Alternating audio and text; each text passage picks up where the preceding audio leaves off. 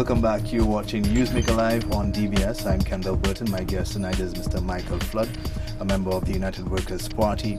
This evening on DBS, it was reported that the new leader of the United Workers' Party has welcomed the latest suggestion by the ruling Labour Party on addressing the controversy over VAT, and VAT more specifically on medicines and goods. Mr. Alan Chasney spoke following a meeting with the St. Lucia Civil Service Association, or CSA. So we'll take a look at our third clip for tonight and then we'll get your reaction. Alan Chasney led a team from the UWP to talks with CSA officials in keeping with a commitment to engage civil society on matters affecting the country. We are going to be reviewing the manifesto of the party.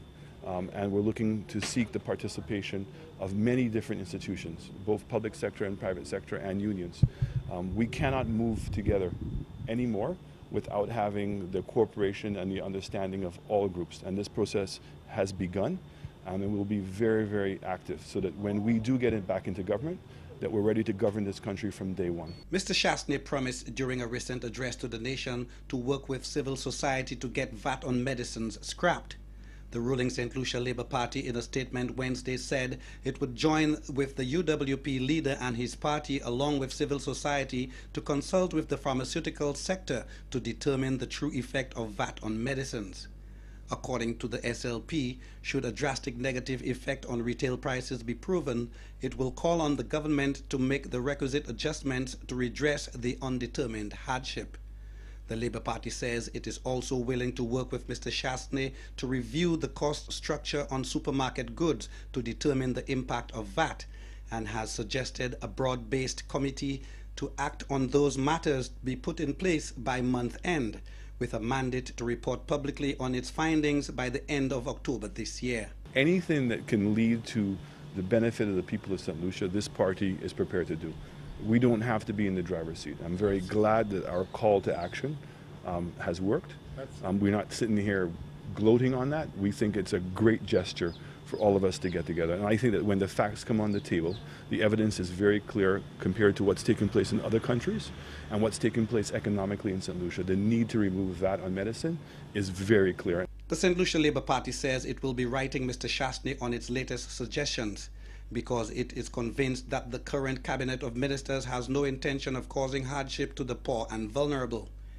As proof of this, the SLP notes that it was the Labour government which ensured that all medicines for hypertensive and diabetic patients was provided free of charge, that assistance to the indigent was raised by over 25%, and that the tax-free threshold was raised for lower-income workers.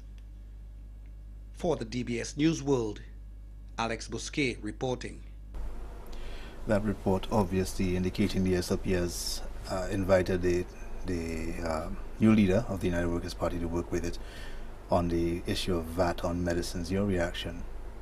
Well, I believe if it had to take the new leader, or just been in office just about a month, to get a response from the St. Lucia Labour Party, as per the VAT on medicine, and of course they stretch it a bit further by talking about the price of goods at the supermarkets.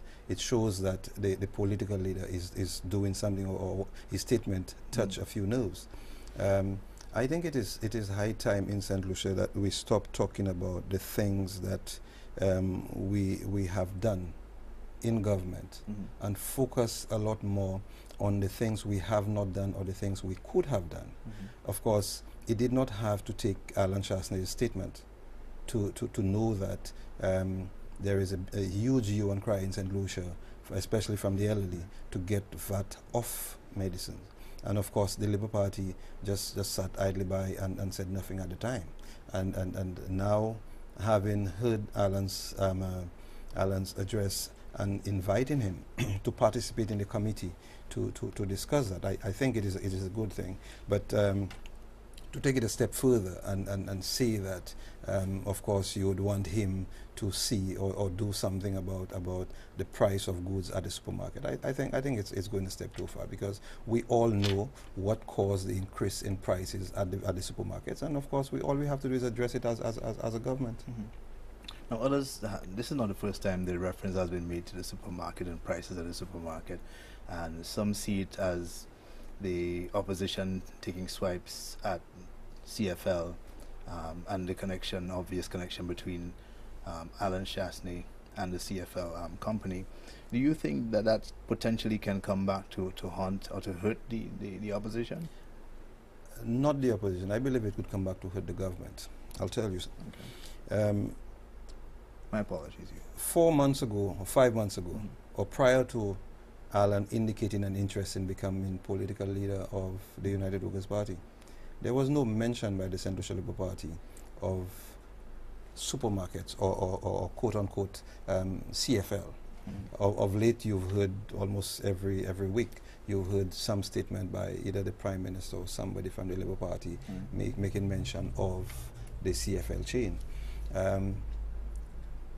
I could say, having been involved with the CFL chain for the last 15 years, I think I'm in a position to state that in as much as the price of goods are high in St. Lucia, I do not think it is something deliberate by the supermarket. Like I said, I am involved in the supermarket chain, so I know what I'm talking about. So much so that a few months ago we had a statement by our Minister of Commerce, where when the tariffs on I think it was rice, sugar, and flour at the time were they were tampered with. A reference was made to the French people coming here and buy these products cheap. All right? And of course they were buying it from the very same supermarket shelf. So why now, because the son of the owner or one of the owners of the supermarket chain, the CFL supermarket chain, is involved in politics, that every day we're bombarded with CFL. CFL has been there for a number of years. Political expedience? Of course it is political expedience. But do you think that too many things, too many issues are being politicized unnecessarily? Let me tell you, in St. Lucia, and this is why quite a number of people, especially women, are not venturing into politics, because I believe what you call political expedience. Some people some of them just wanting to be over the media, just wanting the faces to be shown on television, will find something to say. And I believe once our politicians, and I'm saying politicians across the board, continue to preach negatives to our people, we will be faced with that problem in St. Lucia. I believe it is high time that politicians across the board need to get to, the ground level and let people know that, St. Lucia is a small country. There is life after politics. That the notion of, because you don't support me, that you should not eat bread. I think almost in St. Lucia alone it happens. I mean, I travel quite a bit, observing and seeing what is happening in other countries. One case in point. I think it was in 2010, towards the end of 2010. I led the CARICOM Observer Mission to Suriname's election. 21 political parties took part in that election. I spent 9 days in Suriname prior to the election day. And not once, I attended almost all political rallies, just of course preparing for the elections. Not once did I hear a negative statement coming from a politician against another politician. What they preach on platform is what they can do. Policies, policies, policies, policies. What the other government didn't do and what they can do to help the country. I believe we can take a page out of Suriname's politics to ensure that our people evolve from the kind of political rut that we are in. Speaking of political ruts, I want you to indulge me for a few minutes. I want to read something from you, for you rather, taken from the Star newspaper of April 17th, 2013, written by Nicholas Joseph, under the headline, UWP ready for prime time. The word on the ground, that's ahead of the convention. But the word on the ground is that, and I'm quoting here, that the United Workers' Party and the St. Lucia Labour Party are both at political crossroads. Before the next general elections, constitutionally due in 2016, the parties will need to face the challenging issues of relevance, vision, and competent leadership. it is generally accepted by a concerned yet silent majority that the party system, as preached and practiced in the country, has outlived its usefulness. It has become a form and a shadow of genuine democracy. It's a mockery of a participatory process. It accepts the tenets of a parliamentary system by denying the real conventions that contribute to meaningful people's involvement, and the political system is broken and in dire need of a complete overhaul, if not replacement. Your reaction? I subscribe to that. Yeah. I believe, again, like I stated earlier, that our politics in the Caribbean, especially in St. Lucia, has gotten to a point where, of course,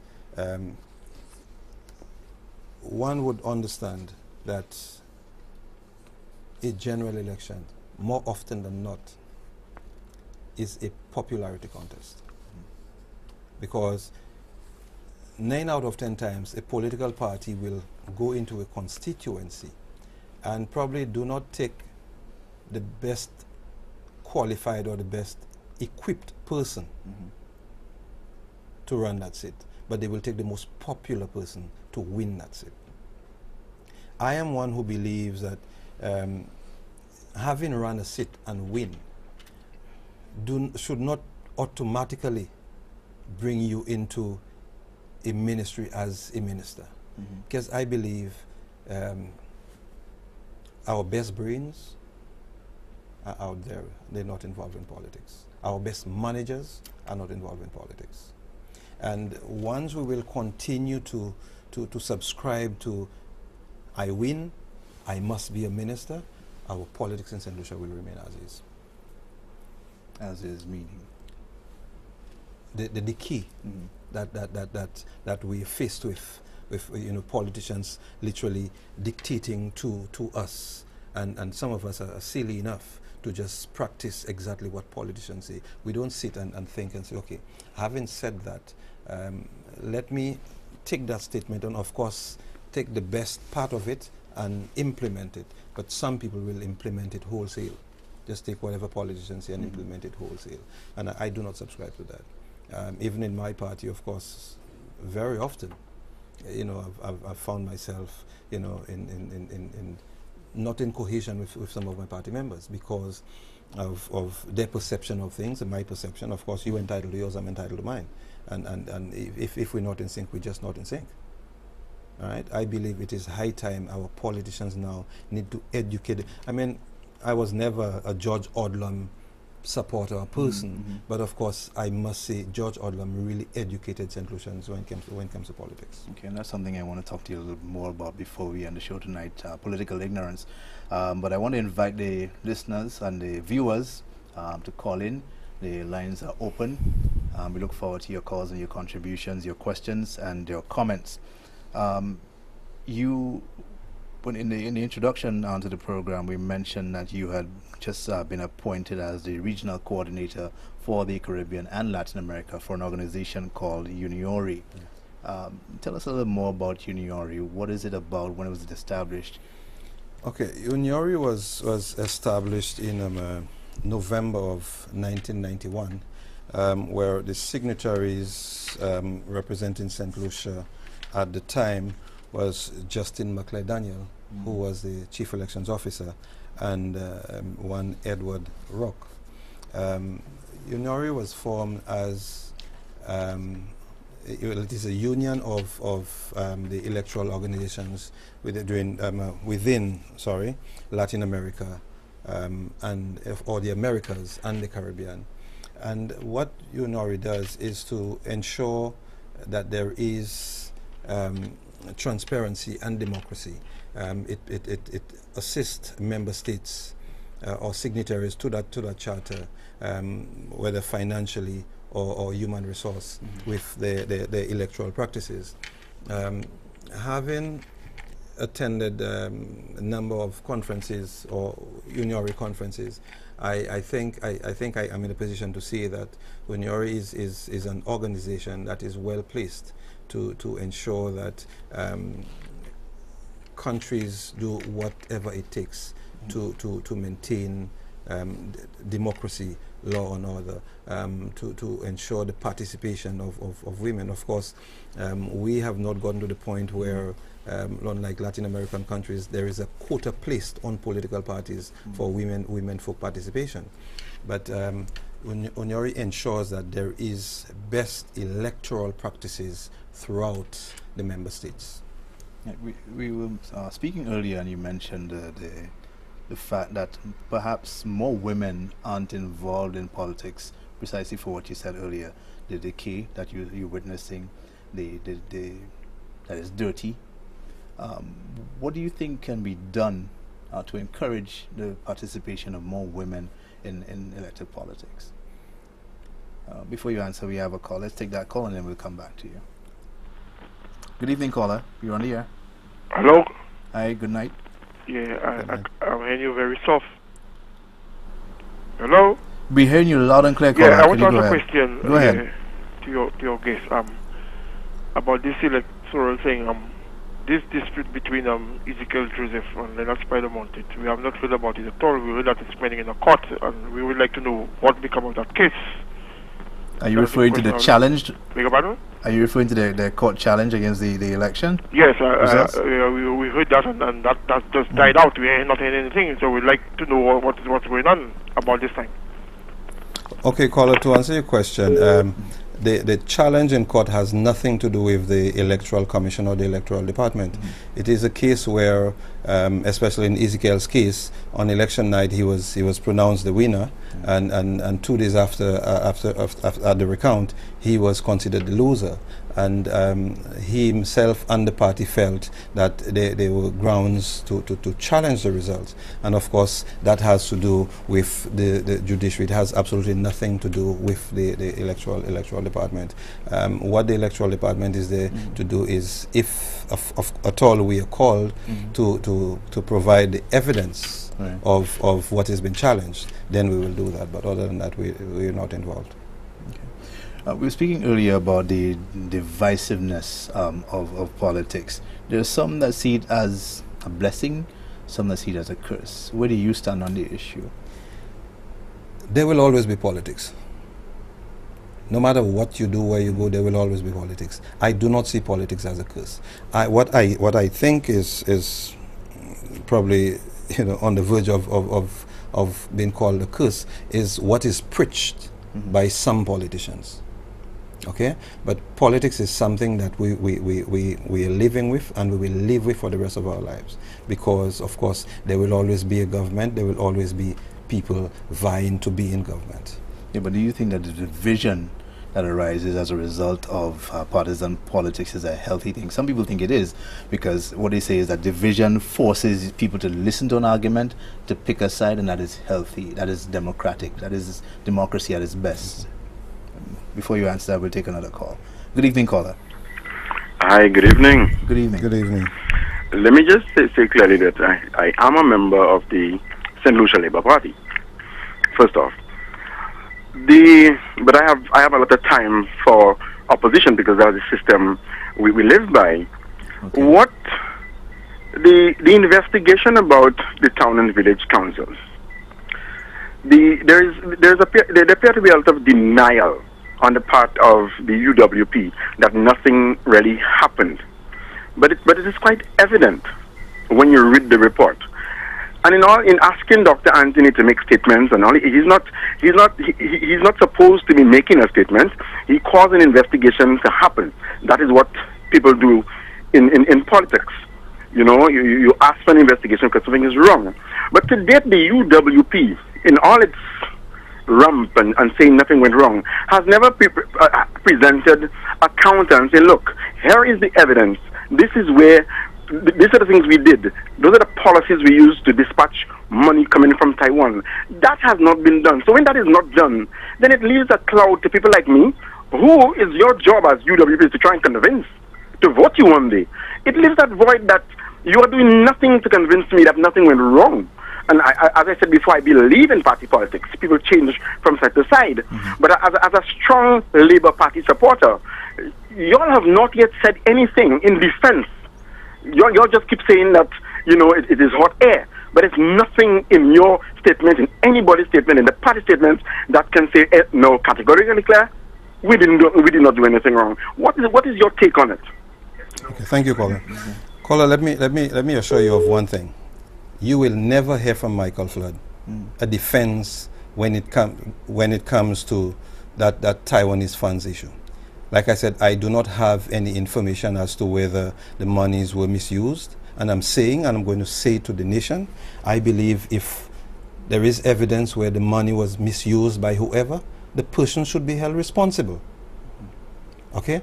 I will not come here and defend what I am not privy to. I will not come here and defend something I was not party to. I will not defend something that I was not part of. If there is information, whether it's by the UWP or the St. Lucia Labour Party members who misused, because, you know, in as much as some people are saying the UWP misused Taiwanese funds, and I'm not saying it's not true. Of course, there is also information that there are certain members of the Labour Party used the Taiwanese funds also. So we need to look at it and address it. Okay, I believe we have another call. Good evening, caller. No, we don't. We've lost that call. We'll take a short break.